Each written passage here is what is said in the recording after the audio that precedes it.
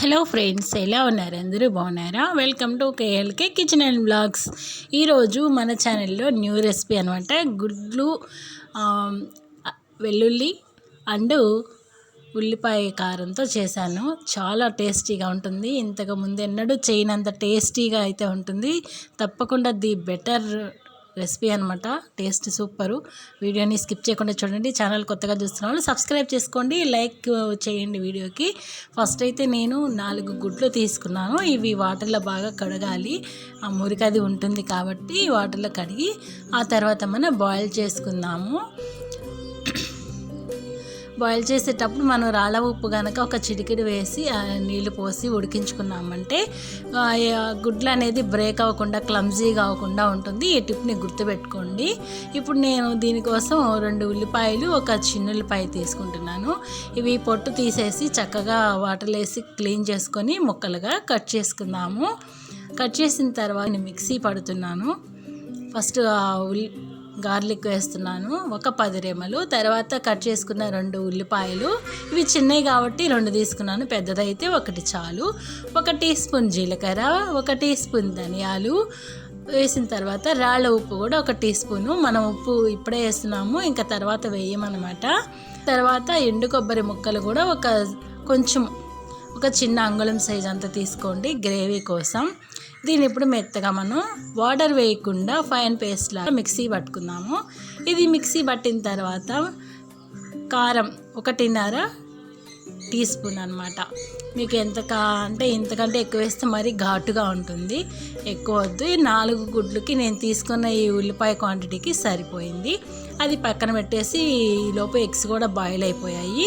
చన్నీళ్ళలో వేసి పెట్టేశాను. చూసారు ఎంత చక్కగా వచ్చాయో, క్లమ్జీగా కాకుండా. ఒక్కోసారి గుడ్లు బ్రేక్ అయిపోయి చండాలంగా ఇదంతా బయటకు వచ్చేస్తుంది. అలా రాదనమాట రాళ్ళ ఉప్పు వేస్తే. ఈ టిప్ గుర్తుపెట్టుకోండి. ఇలా మనం పొట్టు తీసామంటే చక్కగా ఉంటుంది. ఇక 4 గుడ్లు నేను ఒలిచి పక్కన పెట్టేశాను.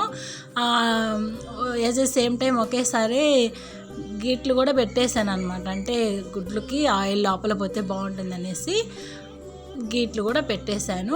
ఆయిల్ హీట్ అయింది. ఆయిల్లో ఫస్ట్ ఎగ్స్ని ఫ్రై చేద్దాం.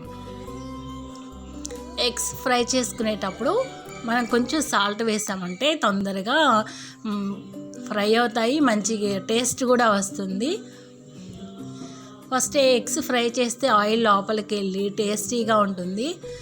చూసారా, నేను ఈ విధంగా గీట్లు కూడా పెట్టేశాను అనమాట. చాలా ఉంటుంది రెసిపీ, తప్పకుండా ట్రై చేయండి. ఎగ్స్ ఇష్టపడని వాళ్ళు కూడా ఇష్టపడతారు. ఛానల్ని కొత్తగా చూస్తున్న వాళ్ళు తప్పకుండా సబ్స్క్రైబ్ చేసుకొని పక్కనే ఉన్న బెల్ ఐకాన్ మీద క్లిక్ చేయండి. వాళ్ళ మీద నోటిఫికేషన్ ద్వారా వీడియోస్ అన్నీ వస్తూ ఉంటాయి. ఇక ఆ తర్వాత ఎగ్స్ ఫ్రై అయినాయి కదా, దోరగా వేయించుకోవాలి. అవి పక్కన పెట్టేద్దాము, ఎక్కువగా వేయించొద్దు.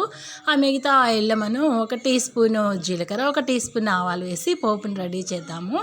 రెడీ చేసి అది కాలిన తర్వాత మనం ఫైన్ పేస్ట్ లాగా ముందుగా రెడీ చేసి పెట్టుకున్నాం కదా, ఈ పేస్టు ఉల్లిపాయ కారం పేస్టు, ఇది వేసి మీడియం ఫ్లేమ్లో పెట్టి దోరగా ఫ్రై చేద్దాము. ఆల్రెడీ మనం ఉప్పు వేసాము, సరిపోలేదంటే లాస్ట్లో చూసుకొని వేయండి. నాకైతే సరిపోయింది.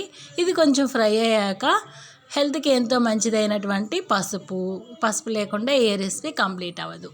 ఆ తర్వాత ఒక గుప్పెడు కరివేపాకు పోపులో వేయడం కంటే ఇలా మనం కూరలో వేస్తేనే ఆ పోషకాలు, విటమిన్స్ అనేది మనకి కూరలో ఉంటాయి, మన బాడీకి కూడా చేరుతాయి అన్నమాట. సో అందుకని ఎవరైనా సరే కర్రీ చేసేటప్పుడు పోపులో కాకుండా ఇలా కర్రీలోనే వేయండి. అది ఆయిల్ బాగా పైకి స్ప్రెడ్ అయినప్పుడు బాగా ఫ్రై అయినట్టు అనమాట.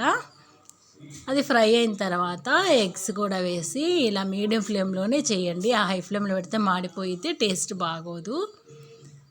చూడండి ఎంత టెంప్టింగ్గా ఉందో, చూస్తేనే మౌత్ వాటరింగ్గా ఉంది. చాలా బాగుంది. టేస్ట్ అయితే ఫ్రై అవుతుంటే ఎంతో గుమగుమలాడుతుంది.